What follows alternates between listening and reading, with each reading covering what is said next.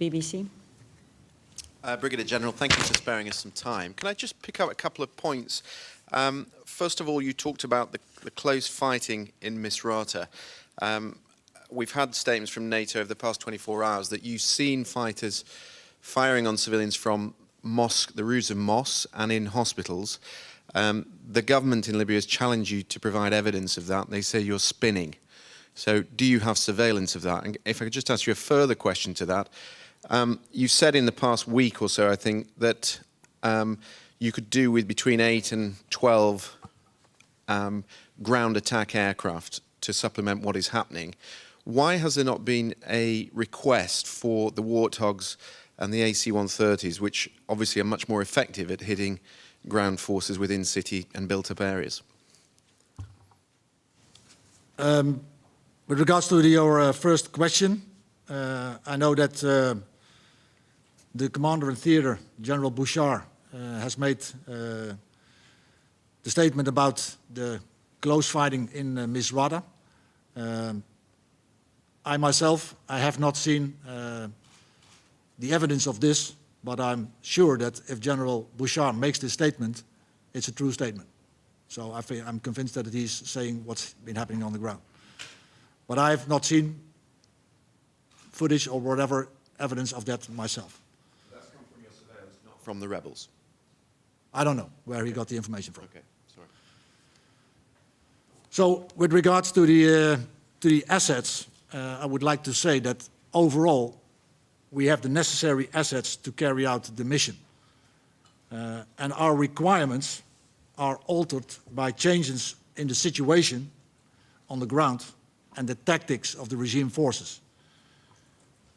We have aircraft over Libya at all times, day and night, gathering intelligence and targeting forces threatening civilians. And we have the ability to respond to the changing picture on the ground as the situation demands, within the scope of the current mission. And the availability of aircraft is dealt with by individual nations contributing to our operations, of course. But I'm confident that we can sustain the current pace of operations for as long as necessary to protect the people of Libya. And the additional aircraft that have been asked for, that will give us more flexibility in dynamic targeting. So they will be coming. The A-10 and the AC-130s, they are coming. I don't want to go into details about which assets are coming, but I can say that we already have more assets than we had Friday. Reuters?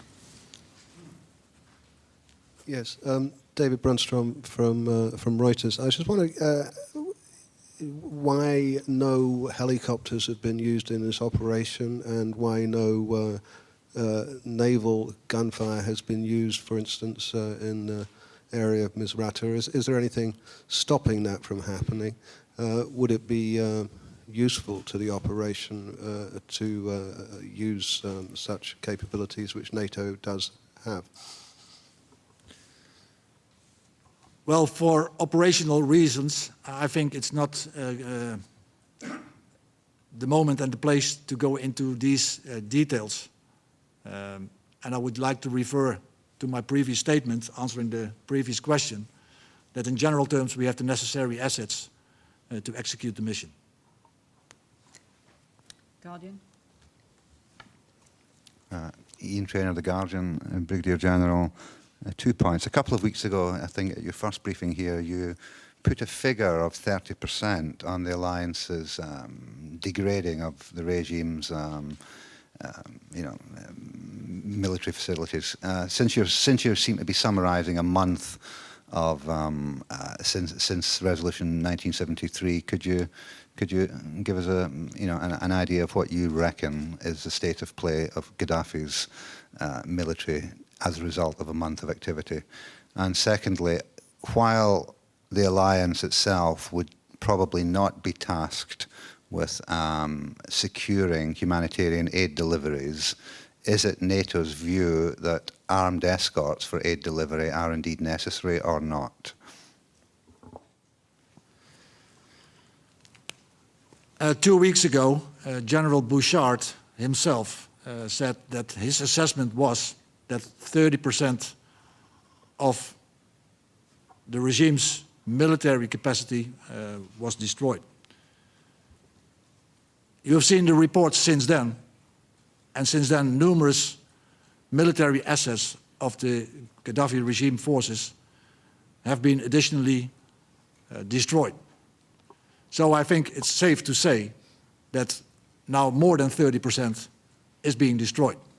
But there is no updated percentage that I can give you. So I can't say what it is at the moment. With regards to your second question, the United Nations, of course, they are responsible for the humanitarian assistance. What we do as NATO is to deconflict and make sure that all the flights and ships coming into Libya can do their humanitarian assistance in a safe way. Until now, we see that humanitarian assistance can come in by air, by ground, and by sea. And there is no need for armed escorts until now.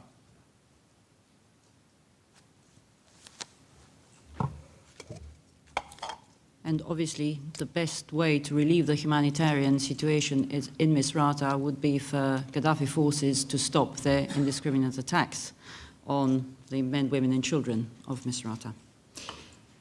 Kuwaiti press agency. Nawab Khan from the Kuwait News Agency. Brigadier General, can you tell us which Arab countries are participating in these operations which are going on now in Libya? And can you tell us which are the nationalities of the 10 ships that you boarded? Thank you. Yeah, you can take it. Now I can tell you our operational partners who were invited to the meeting of the foreign ministers in Berlin and who took part in that meeting are Qatar, the UAE, Jordan, Morocco, Sweden and Ukraine.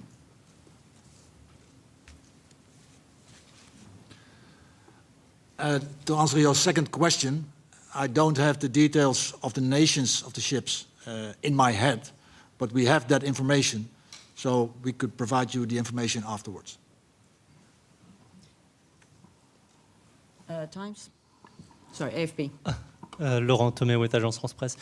General, you mentioned that you have more assets than you had Friday. Can you be precise about the number and what countries have contributed more?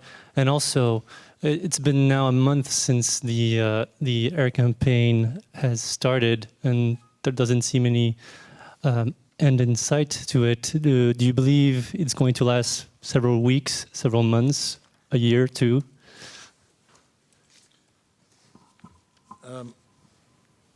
With regards to the increased number of assets, it's up to the nations to make statements about their contributions. I just wanted to share with you that we have more than we had Friday. And it's not for me to say how much more and which nation has done what, because that's not the way we do business within NATO.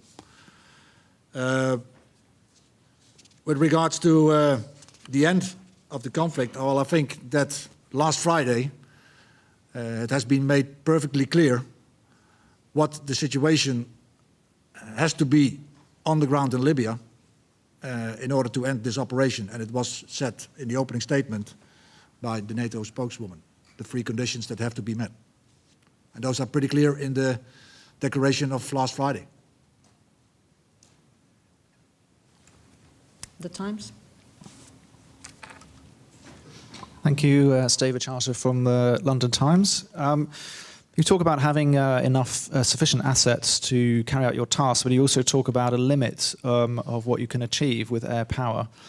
I mean, are we to suggest from that, are we to understand from that, that you can't actually fulfill your mission, your UN mission from air power alone? So can you expand on what you would need to be able to completely fulfill your mission in an unlimited way?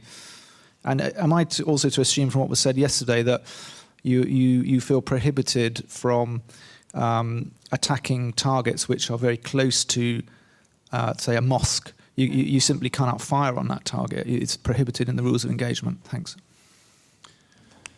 Yeah, as I said, in general terms, we have the assets to execute our mission. But within the current mandate and the way we operate, are allowed to operate, using air power to protect Libyan civilians on the ground, that of course has limitations.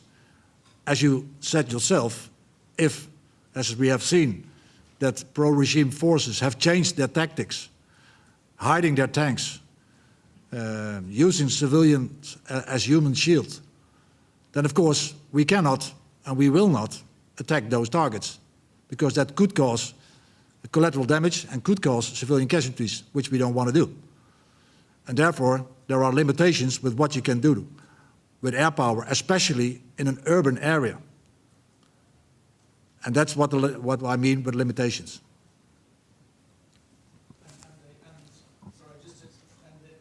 And the way to fulfill your mission in an unlimited way would therefore be what? What do you need to do to get around that?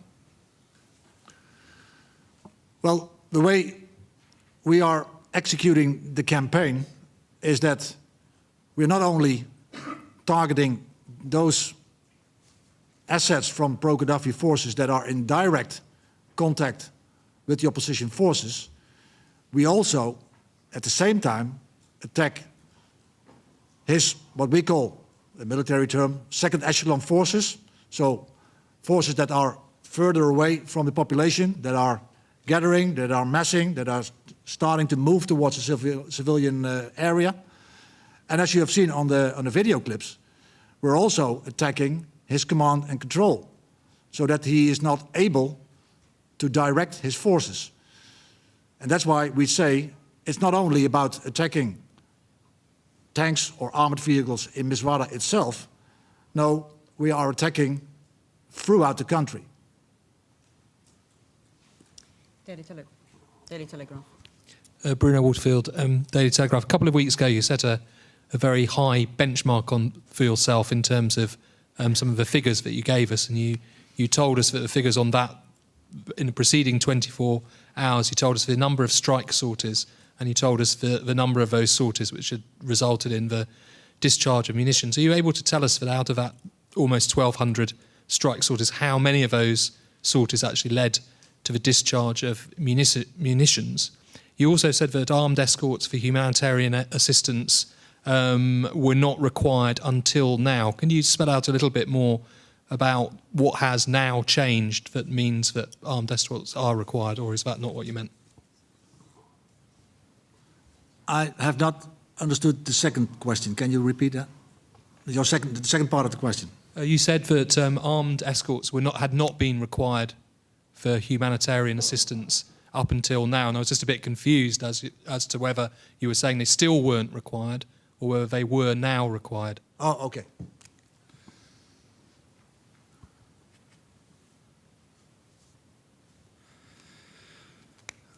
The first part of your question, how many of those 1,200 strikes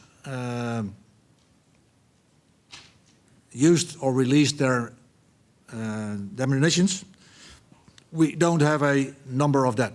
What is of interest is, of course, the effect we're having on the ground, not the number of ammunition being used.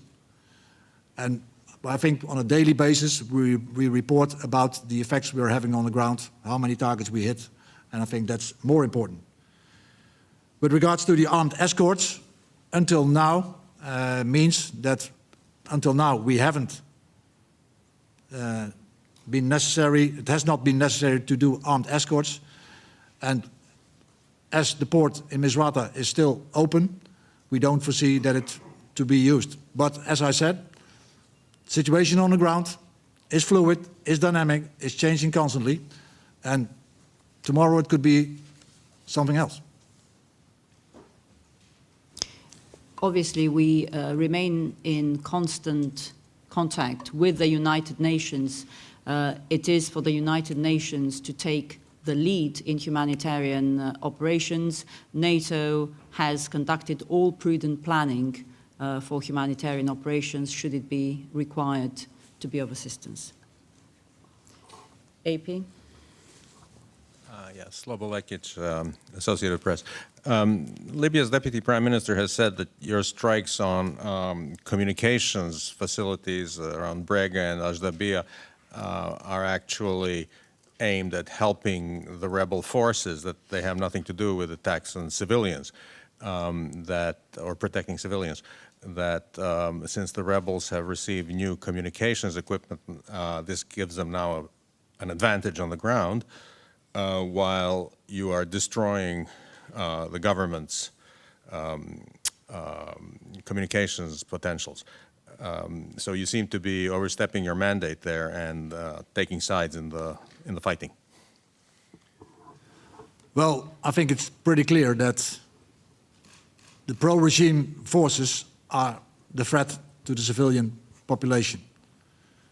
In order to counter that threat, we take out the military communication nodes in order to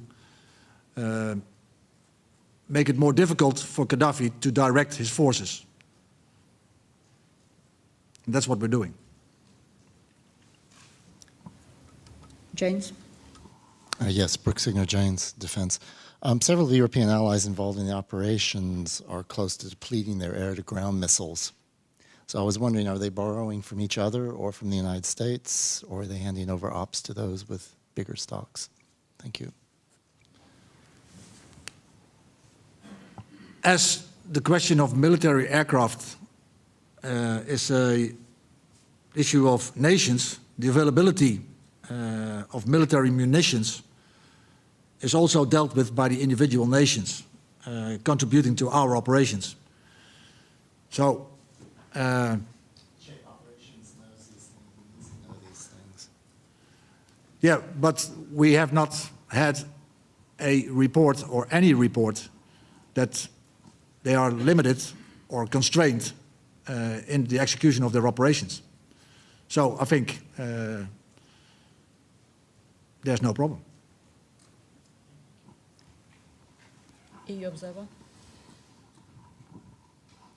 Marina Bo from the EU Observer. The EU ministers and the EU as such has finished planning for this EU4 operation for humanitarian assistance in Libya. And I was wondering if there's any consultation with NATO on that, especially since it would involve the deployment of troops on the ground. Thank you. Well, as you know, the High Representative Cathy Ashton was in Berlin, and so were senior members of her staff. And this is just part of an ongoing process of consultation with the EU. I think there's actually unprecedented levels of consultations and information between the EU and NATO as concerns Libya. There will be an informal meeting on Libya of NATO and EU ambassadors in the next few weeks. So there is a constant consultation between the two organizations on an operation and a mission that is clearly of great concern to us all.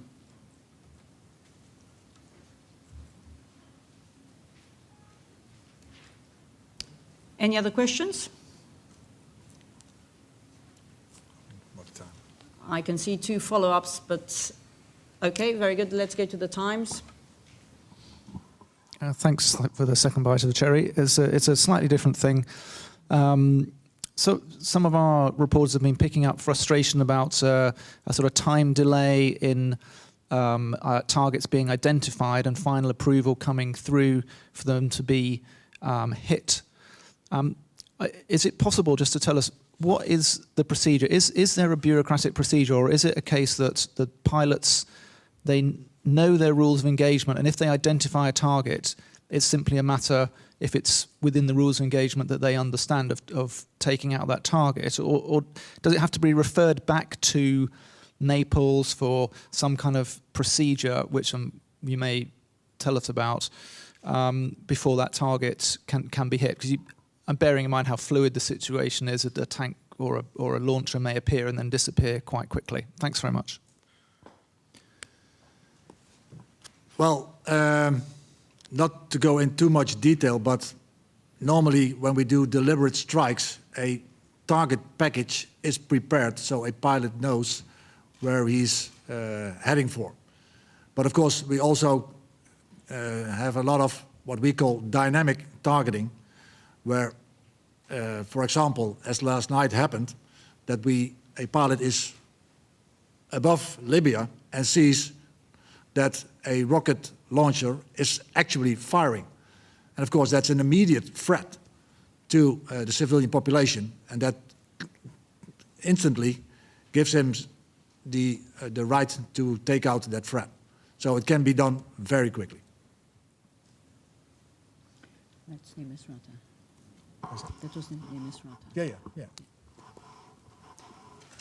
Yes, by the way, that was near Misrata, and I think you've already seen press reports quoting sources on the ground that the targets that were hit last night were part of a column of reinforcements of pro-Gaddafi forces moving in to continue attacking the civilians of Misrata.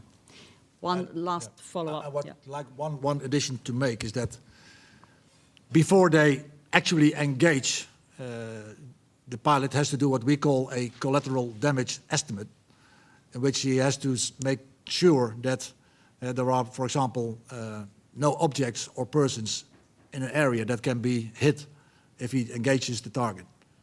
So that's part of the procedure. Final question to the Guardian. Just a broad question, General. Since you've been presenting a kind of overview of a month of operations, and you're talking about a battlefield that is highly fluid and changing, can you just give us your overall assessment of the state of play in the war in Libya, in terms of who has the advantage, what is your just broad assessment of the conflict right now in terms of who's winning and who's losing?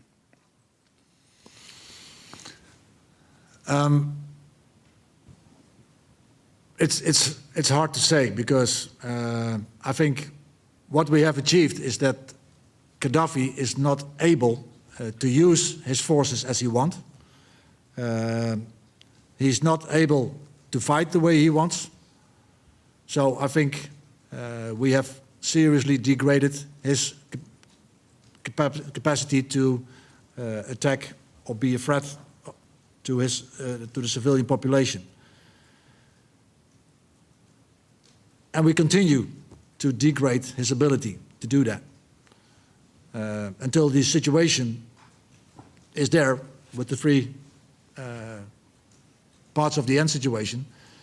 And it's not in terms of losing or winning. We just work deliberately, constantly towards that end state.